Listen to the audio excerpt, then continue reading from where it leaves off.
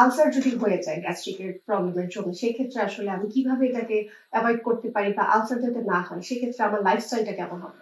আমি ওভারঅল আপনাকে একটা গাইডলাইন বলি, সেটা হচ্ছে যে আপনাকে ফার্স্ট হচ্ছে ক্লিনজিং, যেটা আমরা উইটিং বলে থাকি।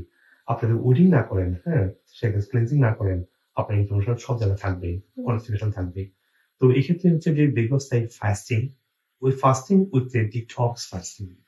ডিটক্সের ক্ষেত্রে লেবু হতে পারে, যেক্ষেত্রে আপনি সুপ লেবু হতে পারে, চিয়া সিড হতে পারে। এগুলো যেটা করে, এগুলা আপনার অনেক ফাইবার থাকে, এই ফাইবার গুলো গাট লেয়ারকে ইনফ্লামেশন কমিয়ে নিয়ে আসতে পারে। তো গাট লেয়ার ইনফ্লামেশন কমিয়ে নিয়ে আসলে ডিটক্স করে লেবু দিয়ে, প্লাস ভিটামিন সি আছে, অনেকগুলো ফাইবার আছে, এনজাইম আছে, ওগুলো ক্লিনজিং হেল্প করে। এট দ্য সেম টাইম যদি সপ্তাহ ফাস্টিং করতে পারে কেউ, দেখবেন একটা সময় গিয়ে শরীর তার নিজেই তার ইনফ্লামেশন কমিয়ে আস্তে আস্তে হিলিং করে নিয়ে আসতে পারে।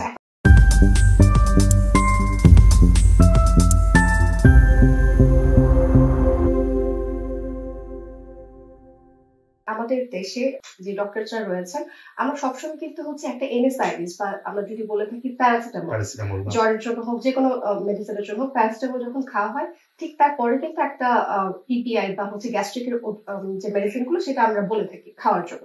Is it necessary to have PPI before NSAIDs or not? Unfortunately, yes, because this NSAID makes a lot of inflammation. যেটা করে আপনি স্প্রিং বের করে গ্যাসটা বেরিয়ে আসে, তখন আপনি রিফ্লাক্স ফিল করবেনই।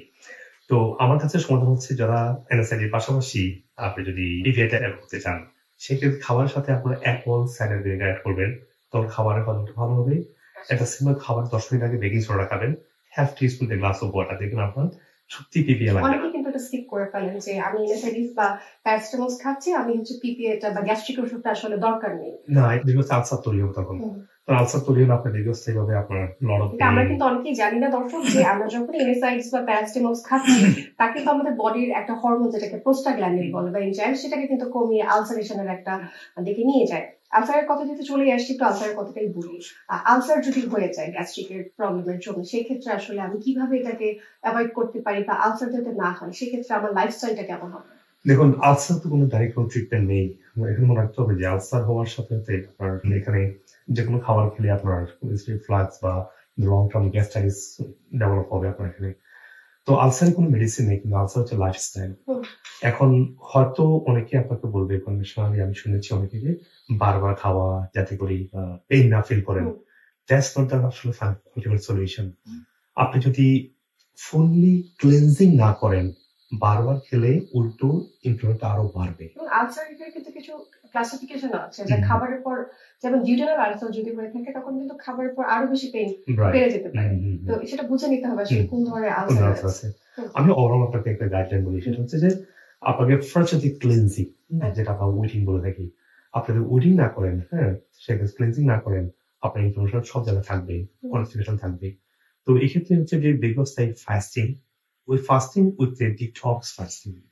ডিটক্সের ক্ষেত্রে লেবু হতে পারে, যেক্ষেত্রে আপনি সুপ লেবু হতে পারে, চিয়া সিড হতে পারে। এগুলো যেটা করে, এগুলা আপনার অনেক ফাইবার থাকে, এই ফাইবার গুলো গাট লেয়ারকে ইনফ্লামেশন কমিয়ে নিয়ে আসতে পারে। তো গাট লেয়ার ইনফ্লামেশন কমিয়ে নিয়ে আসলে ডিটক্স করে লেবু দিয়ে, প্লাস ভিটামিন সি আছে, অনেকগুলো ফাইবার আছে, এনজাইম আছে, ওগুলো ক্লিনজিং হেল্প করে। এট দ্য সেম টাইম যদি সপ্তাহ ফাস্টিং করতে পারে কেউ, দেখবেন একটা সময় গিয়ে শরীর তার নিজেই তার ইনফ্লামেশন কমিয়ে আস্তে আস্তে হিলিং করে নিয়ে আসতে পারে। এখন ফাস্টিং এর কথা, এখন খুব প্রচলিত একটা ফাস্টিং আছে, ইন্টারমিটেন্ট ফাস্টিং। ইন্টারমিটেন্ট ফাস্টিংটা কত আওয়ার্স করতে হয়, বা কখন থেকে কখন পর্যন্ত ইন্টারমিটেন্ট ফাস্টিংটা করলে বেটার? ইন্টারমিটেন্ট ফাস্টিং তো অনেকগুলো টাইপ আছে, দেখছি আপনার বডি কোন টাইপের উপর ডিপেন্ড করে। কেউ আলসারেশনের জন্য যদি বলি, তাহলে কোন টাইপের? এটা খুব বেশি সময় করতে পারবেন না, আপনি চাইলে আপনার পেটটা বেড়ে যাবে, সেক্ষেত্রে 17 ঘন্টা হচ্ছে আইডিয়াল।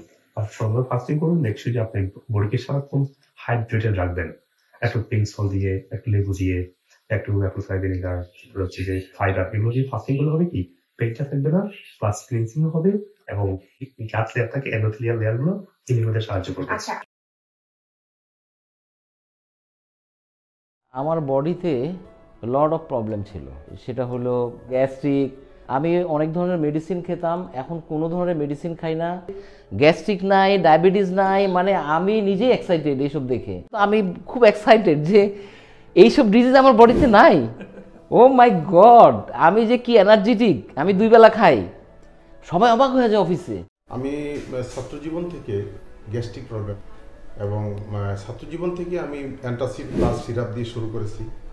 খাওয়া দাওয়ার কোনো ইয়ে ছিল না। তো আপনার এই ভিডিওগুলো দেখি, এখন কোনো মেডিসিন নেই। আমি প্রায় 5-7 বছরের মতো কিন্তু আমি প্রাজল খাইছি স্যার।